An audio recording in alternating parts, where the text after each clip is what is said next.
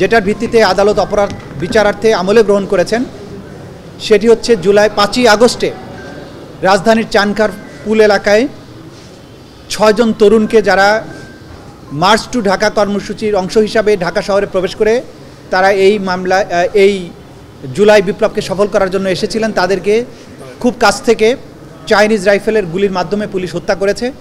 আজকে যাদের বিরুদ্ধে বিচারের আনুষ্ঠানিক যাত্রা শুরু হয়েছে তারা হচ্ছেন ঢাকা মহানগরীর ডিএমপির যে সাবেক পুলিশ কমিশনার হাবিবুর রহমান সহ পুলিশের বিভিন্ন পর্যায়ের কর্মকর্তা 8 জনের বিরুদ্ধে বিচার প্রক্রিয়া শুরু হয়েছে।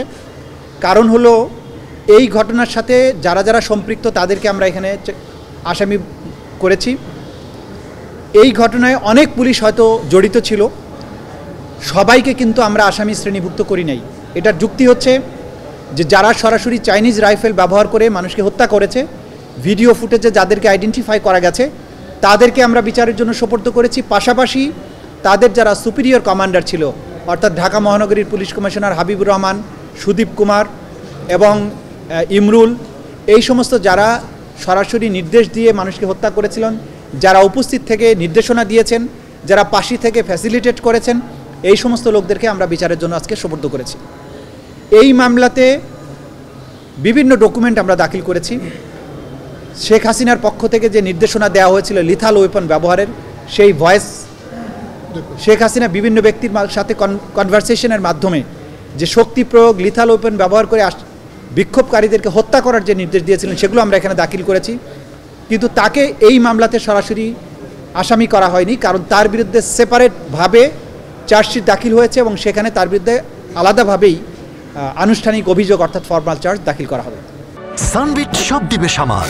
সানবিট ম্যাজিক প্রেস ডিশওয়াশিং এর মাথা ঘোরানো সলিউশন। এটা ছিল আজকের প্রসিডিংস। এর বাইরে শেখ হাসিনা এবং শাকিল আহমেদ নামে আওয়ামী লীগের গাইবান্ধার যে নেতা, যাদের মধ্যে টেলিফোন কনভারসেশনের মাধ্যমে শেখ হাসিনা বাংলাদেশে সমস্ত এই জুলাই বিপ্লবের যারা মামলা করেছেন, যারা মামলার বাদী হয়েছেন, সাক্ষী হয়েছেন, তাদের বাড়িঘর জ্বালিয়ে দেওয়া এবং তাদেরকে হত্যা করার যে নির্দেশনা দিয়েছিলেন, সেই টেলিফোনিক কনভারসেশনটা ভিত্তিতে একটা কন্টেম্পট প্রসিডিংস তার বিরুদ্ধে ড্র হয়েছিল।